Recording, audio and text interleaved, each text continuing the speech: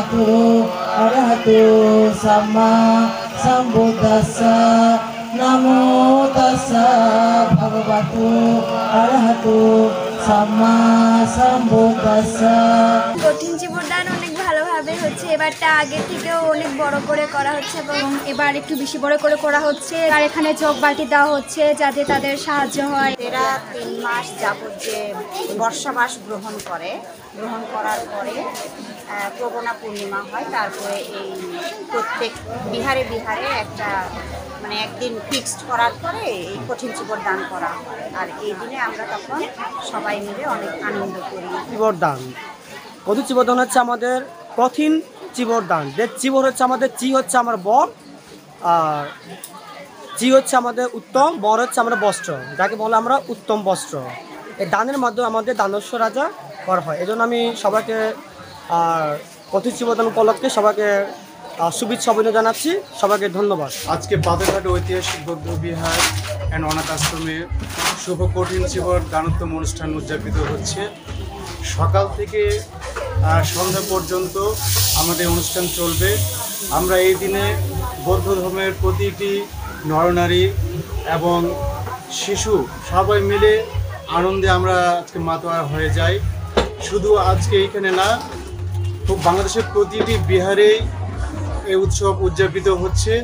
এই উৎসবটি আমাদের বৌদ্ধ ধর্মাবলম্বীদের খুবই একটা আনন্দের একটি দিন। সবাইকে প্রবণা পূর্ণিমা কঠিন চিবর দানোত্তম উৎসব। আজকের এই দিনটা অনেক পবিত্র দিন।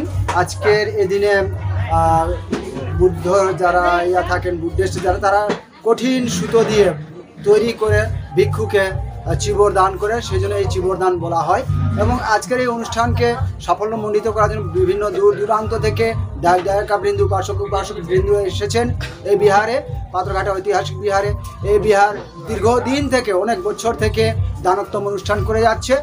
তো আমি প্রবণা পূর্ণিমার পক্ষ থেকে আমি প্রত্যেকে দূর দূরান্ত যে যেখানে আছেন প্রত্যেকে আমি প্রবণা পূর্ণিমার শুভেচ্ছা জানাচ্ছি।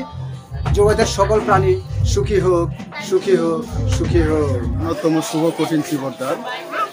এই দিনকে উদযাপন করতে হলে আমাদেরকে 3 মাস বসবাস যাপন করতে হয় এবং কঠিন বসবাসের মাধ্যমে আমরা এই কঠিন চিবর দান উৎসব পালন করতে পারি। এটার মাধ্যমে আমাদের অত্যন্ত আমাদের যে দোষ এবং বিভিন্ন রকমের অন্তরায়, অনেক রকমের আমাদের অভাব অভিযোগগুলো আমরা মুক্ত হতে পারি এইখান থেকে। এবং এই দানকে উপলক্ষ করতে গিয়ে আমি 4 জাতিকে দান করে থাকি, হিন্দু, মুসলিম, বৌদ্ধ, খ্রিস্টান, যেটা কোনো জায়গায় দেখা যায় না, যেটা বুদ্ধের অমৃত শিক্ষা এবং মানবতার শিক্ষা। সেই শিক্ষাকে গ্রহণ করে আমি নিপীড়িত অসহায় জাতিদের জন্য আজকে আমি 400 বালতি 400 মগ দান করতেছি। 2006 থেকে 70তম দান করে আসতেছি। এটা বিরল লাগে। মানুষ হিসাবে আমরা তো, ধর্ম আমাদের এক একটা আইডেন্টিটি, কিন্তু আমার প্রথম আইডেন্টিটি হচ্ছে কি আমি মানুষ হিসাবে একজন মানুষকে শ্রদ্ধা করব, একজন মানুষকে সম্মান দিব, একজন মানুষকে ভালোবাসবো, এটাই। এবং একজন মানুষকে আমার পক্ষ থেকে বা একজন মানুষ হিসেবে আরেকজন মানুষকে যতটুকু সেবা দেওয়া যায় বা তার জন্য উপকার করা যায়, কিছু করতে না বলে তার জন্য দোয়া করবো, এটি আমাদের প্রথম ধর্ম এবং দায়িত্ব কর্তব্য। আমি ধন্যবাদ জানাচ্ছি এই সাধু ভিক্ষুকে, যে সে আসলে বিভিন্ন জায়গায় বিভিন্ন মানুষের কাছে দৌড়াদৌড়ি করে, অনুনয় বিনয় করে এখানের এই আশ্রমের সাথে সংশ্লিষ্ট সকল ব্যক্তি এবং আশেপাশে যারা বসবাস করে তাদের জন্য কোনো না কোনো অনুষ্ঠানের মাধ্যমে কোনো না কিছু উপকরণ দানের কার্যক্রম করে থাকে। এটা একটা মানুষের হচ্ছে যে মানুষের প্রতি ভালোবাসার প্রকাশ। আমরাও চেষ্টা করি যে আমাদের সরকারিভাবে আমাদের কাছে যে তহবিলগুলি থাকে বা যে সাহায্য সহযোগিতার সুযোগ থাকে সেইখান থেকে আমাদের যতটুকু করার সুযোগ থাকে আমরা করি।